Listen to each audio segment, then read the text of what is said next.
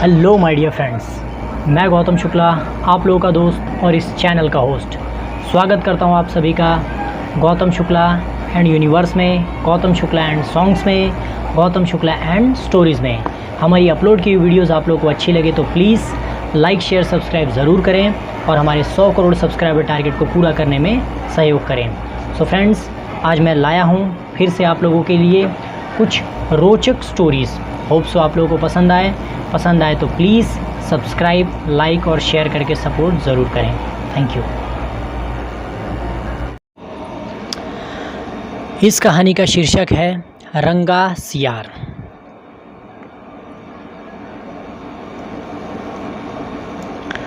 एक बार की बात है कि एक सियार जंगल में एक पुराने पेड़ के नीचे खड़ा था।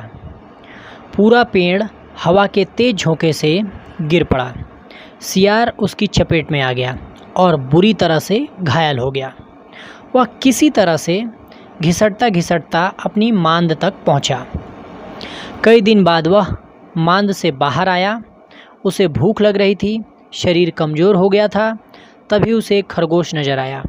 उसे दबोचने के लिए वह झपटा। सियार कुछ दूर भागकर हाँफने लगा। उसके शरीर में जान ही कहाँ रह गई थी। फिर उसने एक बटेर का पीछा करने की कोशिश की, वहाँ भी वह असफल रहा।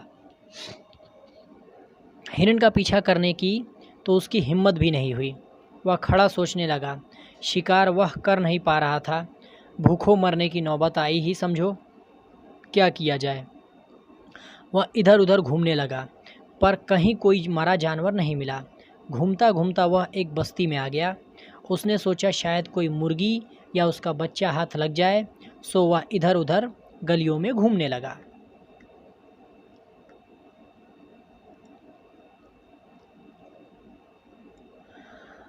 तभी कुत्ते भौं भौं करते उसके पीछे पड़ गए। सियार को जान बचाने के लिए भागना पड़ा। गलियों में घुसकर उनको छकाने की कोशिश करने लगा, पर कुत्ते तो कस्बे की गली गली से परिचित थे।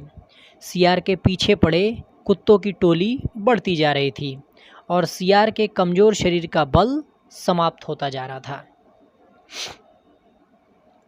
सियार भागता हुआ रंगरेजों की बस्ती में आ पहुंचा था। वहां उसे एक घर के सामने एक बड़ा ड्रम नज़र आया। वह जान बचाने के लिए उसी ड्रम में कूद पड़ा।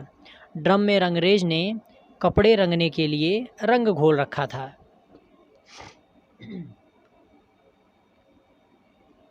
कुत्तों का टोला भौंकता चला गया। सियार सांस रोककर रंग में डूबा रहा। वह केवल सांस लेने के लिए ही अपनी थूथून बाहर निकालता। जब उसे पूरा यकीन हो गया कि अब कोई खतरा नहीं है तो वह बाहर निकला। वह रंग में भीग चुका था। जंगल में पहुंचकर उसने देखा कि उसके शरीर का सारा रंग हरा हो गया है। उस ड्रम में रंगरेज ने हरा रंग घोल रखा था।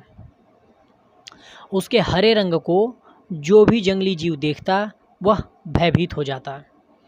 उनको खौफ से कांपते देख रंगे सियार के दुष्ट दिमाग में एक योजना आई।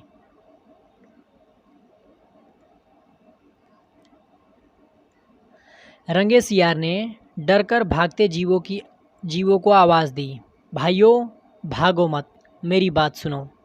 उनकी बात सुनकर सभी भागते जानवर रुक गए।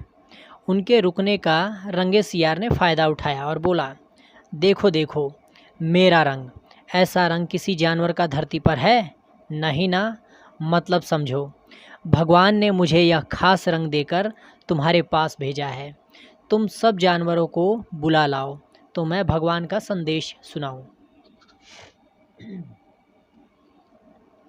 उसकी बातों का सब पर गहरा प्रभाव पड़ा। वे जाकर जंगल के दूसरे सभी जानवरों को बुलाकर ले आए। जब सब आ गए तो रंगा सियार एक ऊंचे पत्थर पर चढ़कर बोला, वन्य प्राणियों, प्रजापति ब्रह्मा ने मुझे खुद अपने हाथों से इस अलौकिक रंग का प्राणी बनाकर कहा कि संसार में जानवरों का कोई शासक नहीं है। तुम्हें जाकर जानवरों का राजा बनकर उनका कल्याण करना है। तुम्हारा नाम सम्राट कुदुम होगा। तीनों लोकों के वन्य जीव तुम्हारी प्रजा होंगे। अब तुम लोग अनाथ नहीं रहे। मेरी छत्र छाया में निर्भय होकर रहो।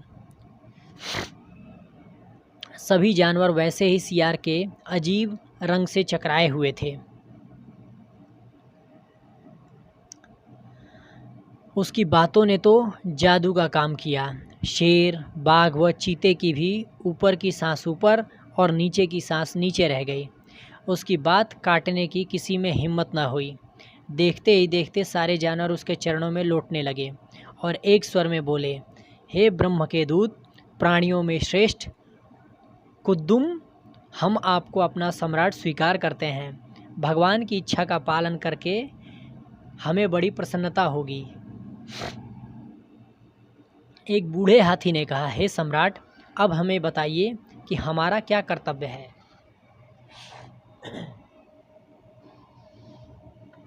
रंगा सियार सम्राट की तरह पंजा उठाकर बोला, तुम्हें अपने सम्राट की खूब सेवा और आदर करना चाहिए।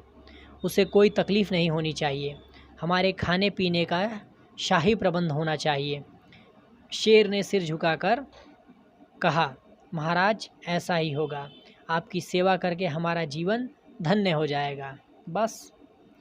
सम्राट कुदुम बने रंगे सियार के शाही ठाठ हो गए। वो राजसी शान से रहने लगा। कई लोमड़ियाँ उसकी सेवा में लगी रहती।